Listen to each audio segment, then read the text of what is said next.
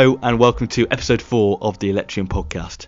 Now there's probably been one moment in our lives where we thought, you know what, I'm going to stop working and I'm going to go travel the world. And we've probably felt a bit apprehensive, probably too much of a pipe dream to do.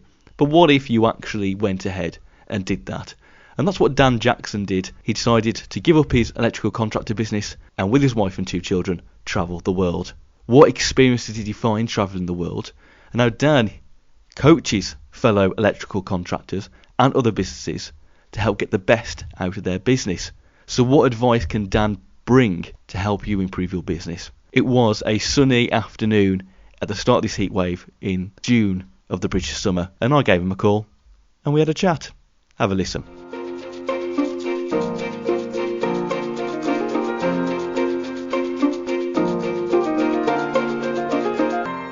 Before we get into your travels, let's just go back to the start. How did you get into the electrical industry, and what was it about becoming an electrician that appealed to you? So I was kind of pushed to do A-levels when I was in secondary school because my grades were quite good. And I've got to be honest, careers advice was just awful. It's just kind of like they kind of look at your grades and just go, you should go to university, or you should do this, you should do that.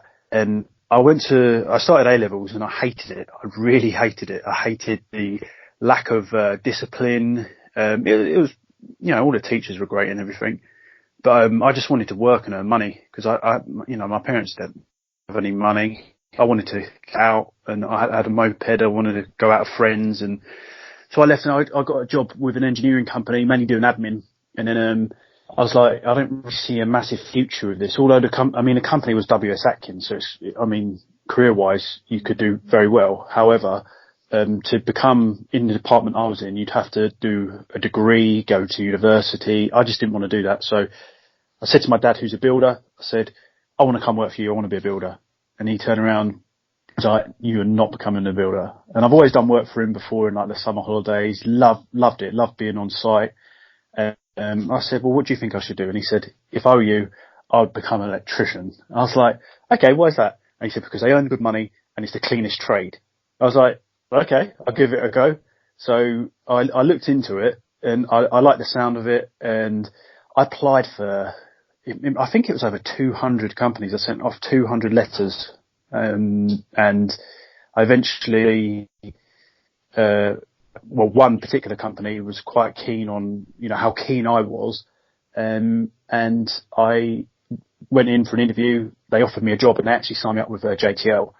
And they obviously put me through college and everything else. And that's how I got into it. And as soon as I started college, as soon as I started work, I loved it. I absolutely loved it. It just felt like it was so exciting because as a 16, I think I was 17, I was sent up London and said, you've got to be at this place at 7:30. And I'd never done anything like that before on my own. And I just really enjoyed everything from start to finish. So that's how I got into it. And let's go a bit forward into time now, and let's set the scene. Now, obviously, you correct me if I'm wrong on this one.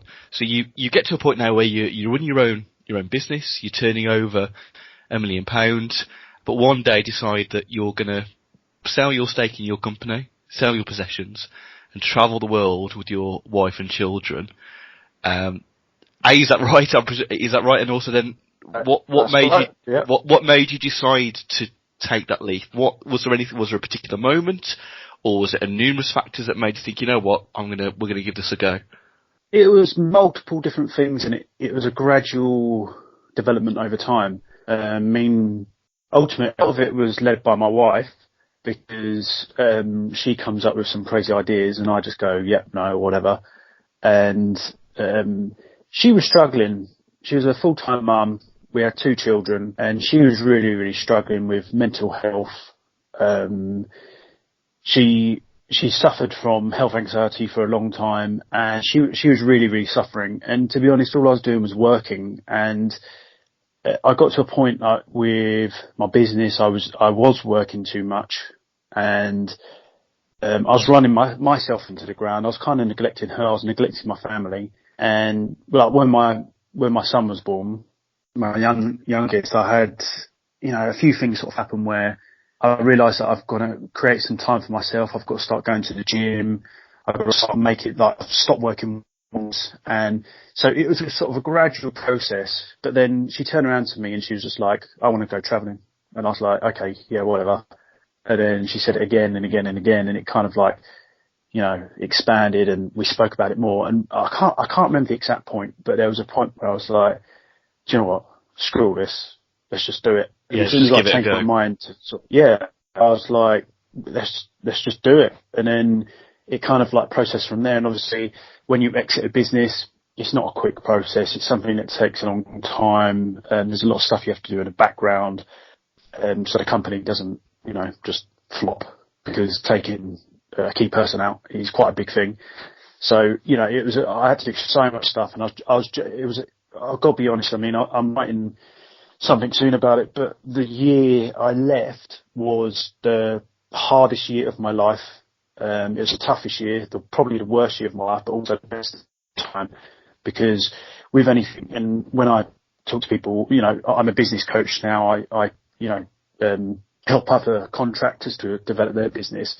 It's not all easy. It's like a business usually comes in waves. You'll have steady points, you'll have low points, you'll have high points, but to create something good, you usually have to put a lot of effort in for them to be good, and then it will steady out, and then you have to do it again. It's like up and down, up and down.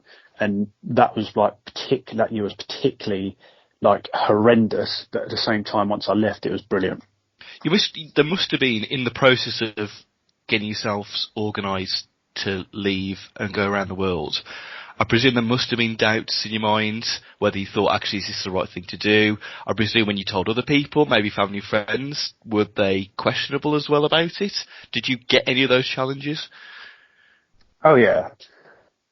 Yeah, big time. And people question it, because the perception is here, you've created a business that's done, very well. You've got a fantastic career that you've worked on, and basically you're chucking it away. That's the perception.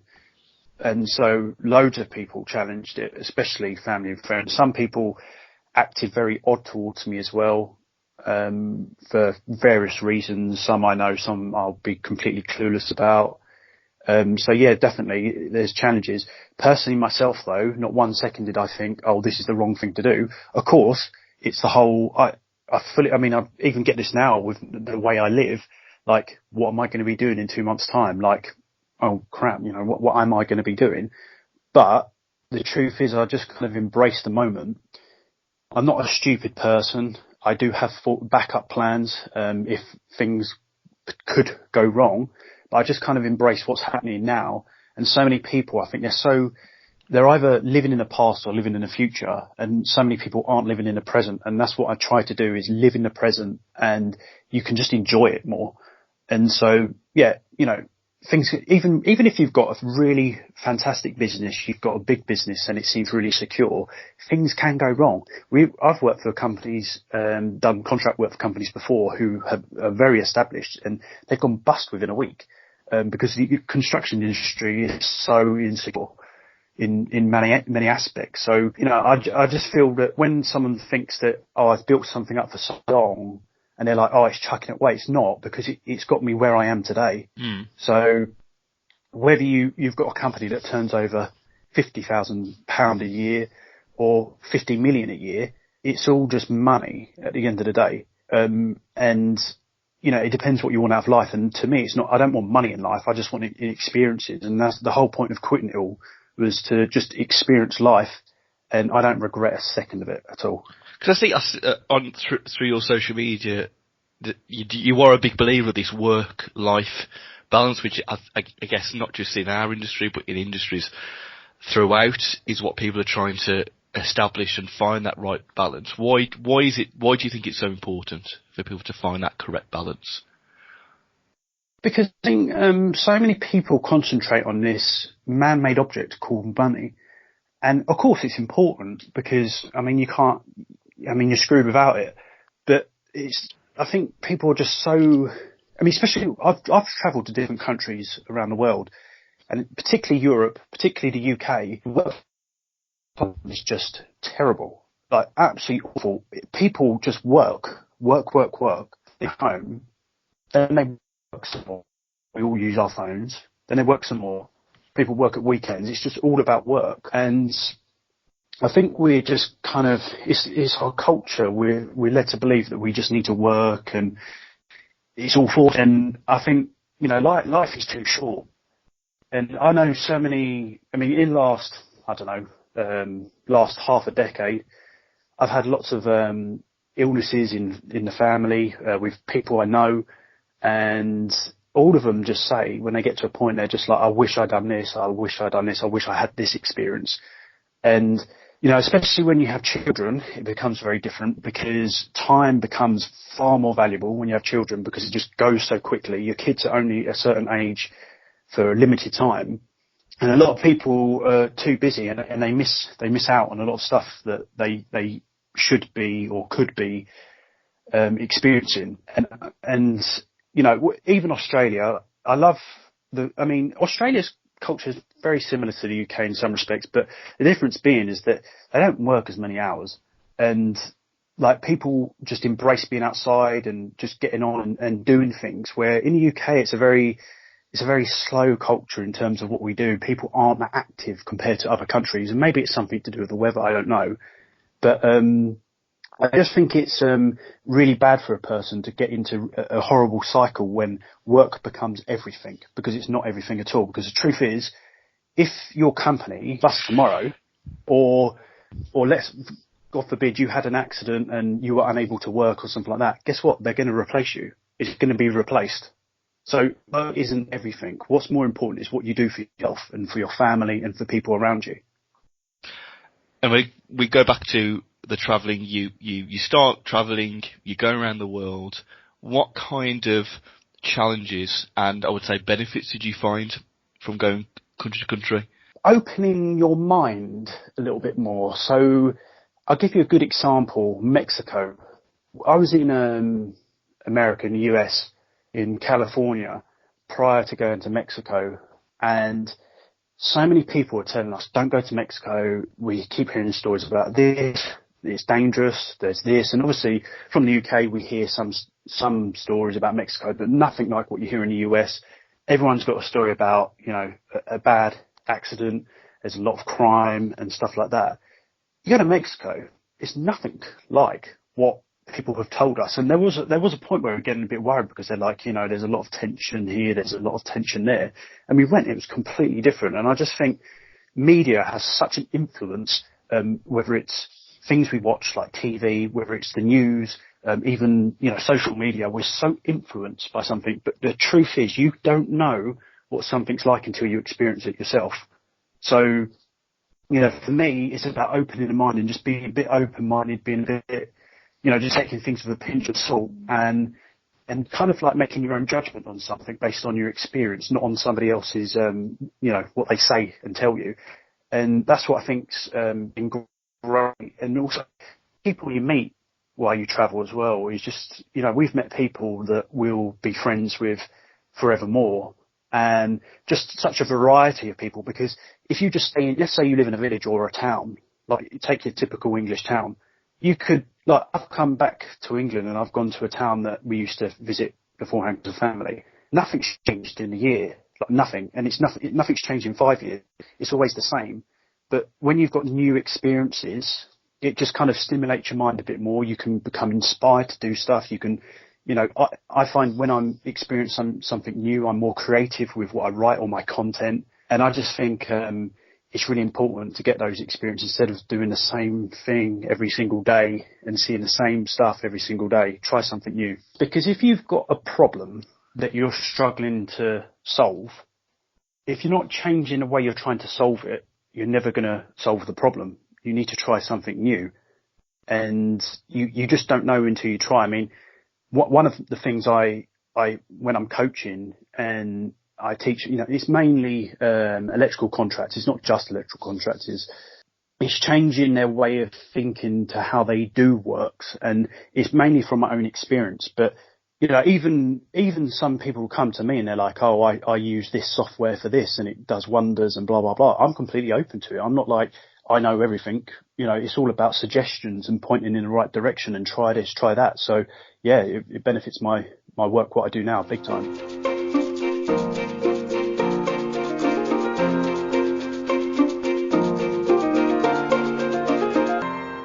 I saw something on Twitter, I think, it may have been LinkedIn, a few weeks ago, where you were in India and you saw quite an unusual, was it a consumer unit, I think? There was some kind of installation you saw, and I was wondering, when you went around, including that one, your professional eye must have been intrigued to go into place and see what they had and what their setup was.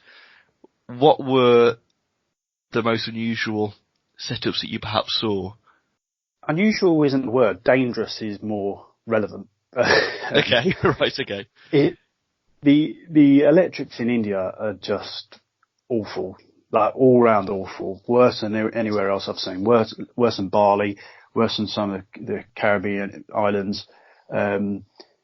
Really, really dangerous. I mean, a lot of their electrical standards are based on the British standards, but I mean, it's all very well having a technical document, but it depends if people work to it, and they don't. They really don't in all the places that I've seen. And the thing is with electricity, you can't see it. So I'm just basing my theory on what I can see, and what I can see is dangerous. If I can see something that's completely dangerous without actually testing or whatever, I mean, it's probably worse than what I actually think it is if I've got some testers out. But they've got some funny. So I mean, don't get me wrong. Some countries have different regulations on how they do things, and we're, from the UK, we're a bit like, well, that's a little bit odd. But some things are better, some things are worse, I guess. But I mean, India, dangerous, so dangerous, and fire safety is awful. Terrible. Did you notice anything anywhere else, or was India perhaps the one that stood out for you? Definitely stood out. Mexico as well. I mean, it's quite obvious that the lesser economically developed countries will have poorer systems in place, no doubt. Canada, a lot of their buildings are quite new, so you'd expect them to be better. But yeah, it was mainly India. Bali. See, Bali's an interesting one because, I mean, I've seen some really poor stuff, but they don't have like many electrical points, many lights or anything. It's much less than what we would have in the UK. They don't have in a home or anything like that. So you might have like one socket. So because there's less of it, there's less chance for, there to be too much wrong, I guess. But the one thing I noticed with a lot of these countries is that they don't take external influences into account. So there'll be light fittings open to the elements outside. And when it rains in Bali, it rains. It's nothing like what we experience. And, it would be interesting to read into the sort of injury and fatalities due to shock. But statistics are only good as the information that's put into them. That's the problem. So, whether they're countries or they have procedures to record, it's hard to tell, but just by looking at it, I'll be shocked if, there's not a lot of injuries. You would have come into people's minds on YouTube, perhaps. I know you did a lot of videos before you started travelling. What is it about YouTube, do you think, that's so big? And also, if somebody out there was thinking, you know what, I see more and more people go on YouTube. You have people like Gary Hayes, for example, who we spoke to on the first episode of our series. Obviously, him and Joe use it really, really well. If somebody was out there thinking, you know what, I'd really want to start using YouTube, but I'm trying to find a way to use it, what advice would you give? I think you've got to know yourself, what you're trying to achieve. And, I mean, to make use out of YouTube, you've got to understand how social media works a little bit, and different platforms work very differently. So just making a video and uploading it doesn't mean it's going to be seen or be successful. So there's, you need to know and get savvy, but, you can learn it as you go. And YouTube, they provide a lot of help when you have a channel, and the bigger you get. But yeah, you just kind of got to, I wouldn't say copy anybody else. I think just kind of do what you want to do, have your reason behind it. But the thing about social media, what everyone who wants to post on it needs to understand to grow, if you want to grow a channel, is that engagement is really important. Engagement with, your audience, other people. It's one of the most important things. Just to make, like, there's a lot of channels out there that they'll produce a video, put a video up. There'll be comments, there'll be questions, they don't answer. But engagement's really important, because if there's a community of people talking on there, YouTube sees that people are staying on it for longer. It sort of kind of works with the algorithm. So it's important to kind of, engage with your audience and just enjoy what you do. It can be hard work. Like, anybody who produces videos and edits videos will understand that there's a lot of work that goes into it. A lot of work. And do you think it can help benefit a business? Do you think it can help elevate 100%. Their stature? Yeah, 100%. Like, for me, like, my clients have always, in the past, come to me, or potential clients, or, existing clients or whatever. They can come to me in confidence, because what I'm saying, I'm very open, I'm very honest, and they can see my personality. People buy from people. People deal with people. Even if you're dealing with a really big company, you like to deal with a particular person within that company. So if you're producing stuff on behalf of your company, on behalf of yourself, whatever you're trying to achieve there, you can really get across your personality, how you do business. And it doesn't mean, obviously, what you say is true or anything. Someone could be completely bagging, but when you put yourself out online, you're not hiding. You're completely open. So people will see the truth. If you do something wrong, someone who does, let's say a cowboy, they wouldn't be posting stuff online all the time, because there'll be people who will catch them out and they'll post stuff. There'll be poor reviews. Whereas these days, people can find your company. They can look up your stuff, look up your social media, look at what you're about. And that's why when you've got guys on Twitter who are using the C word all the time, they're using, the F word all the time, and they're maybe got in a drunken state on a Friday night and they're having a go at other people. Some of them have their Twitter feeds embedded on their website. So you'll get an electrician, you'll go on their homepage and it says all this stuff that they're talking, and they're completely oblivious to that. And it's like, what are you doing? You're representing yourself. And there's a lot of, obviously, keyboard warriors out there who, troll people and everything else. And it's just a way of kind of, getting across who you are, but through the web, and people can see what you're all about. So 100% it benefits a company if you want to do it properly. You've got to portray yourself in a professional way, but at the same time, show the world the personality you have. And I think, human. Exactly. Yeah. It's hard for larger organisations, because no doubt they have a social media policy, and what they do and what they communicate and what they say. Obviously, they've got to be careful. It's in line with the company policy, the company, however they want to do things. So it can be quite hard.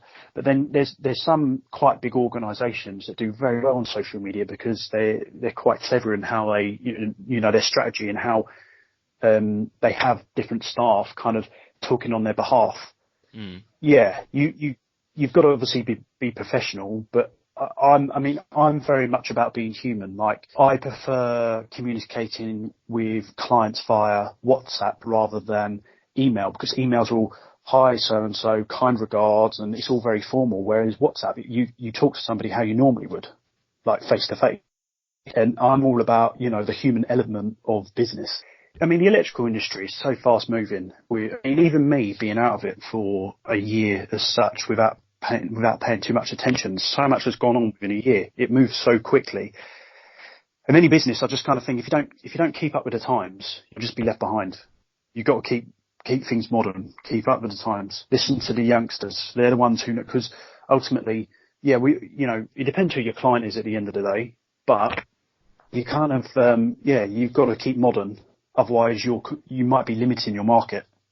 You've talked about, in this episode, we talked about how you do a lot of coaching now for, electrical contractors, but also other businesses as well. What is the the key piece of advice that you give to clients when you speak to me? Is there a recurring piece of advice that you're always giving out? That you can give out for free, of course. I mean, that you can say in this episode. There's various bits of advice that I'd tell any of my clients, but one of the bits of advice I give, I'll tell you a couple. One of them is going for work that is reoccurring revenue. Off, you'll never see that client again.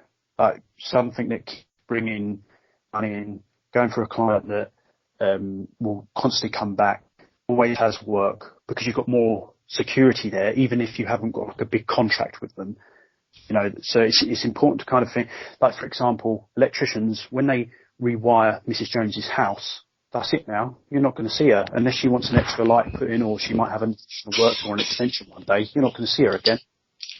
Whereas if you're working for like a property manager, for example, who's getting you in, you know, £100 job here, £200 there, maybe £1,000. Oh, we're now testing the place. Oh, it's £5,000 worth of remedials. Oh, and we've got a project coming up.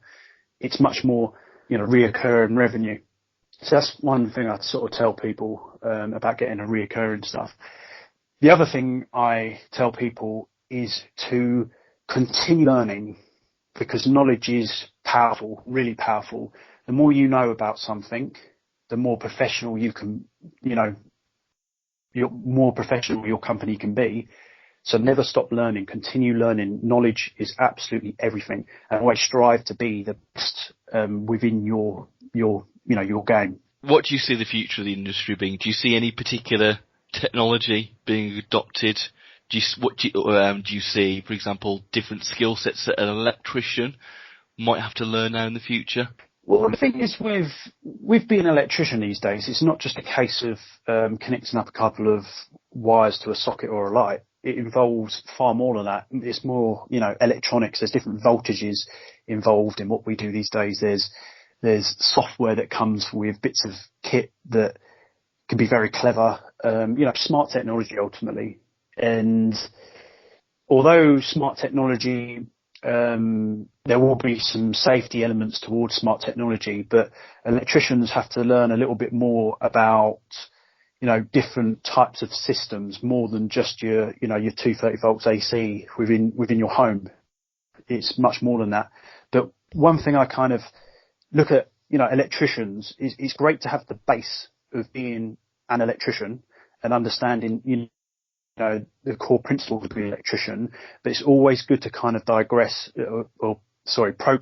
into like a niche area, whether it's smart technology, EV charge points, fire, security. So to me, it's just being an electrician is just the basis, the core knowledge, which is really important. But there's so many different things we can learn these days. And I guess the final question from me, Dan, is, you know, people who have been listening, who've heard your story as well about your travels, and there may be people out there who think, you know what, I'm tempted by it, I'm tempted just to do something different and to give that a go. Is what from your experience, what advice would you give people at that stage who are kind of thinking, right, I'm going to take this leap, I think I'm going to do it? What advice would you give people? I think if you feel that you want to do something, like you really want to do it, I think you may regret it one day if you don't. And, you know, what is the worst that's going to happen? Like, honestly, what is the worst that's going to happen? For me, I needed to do what I did. I needed to reset my life. I was so into a bad cycle that I needed to get out of. And for me, it was fantastic. It's completely reset my mindset and everything else. But if you wanted to do, no matter what it was, even on a smaller scale, you wanted to do something that was quite a big life change, don't be scared about change. Embrace change. Don't be scared of it. Just do it. But obviously, you have got to be a bit cautious. If you've got a family, you've got to make sure financially that you're secure. So just be a bit clever about money. You know, just don't be afraid. Be fearless. Just chase your dream. But when you've got a dream, it's not a case of just dropping everything to go for your dream. There are steps that need to be taken leading up to it. You can't just go from 1 to 10. You've got to go through a process of 1, 2, 3, 4 to kind of get there and methodically work it out.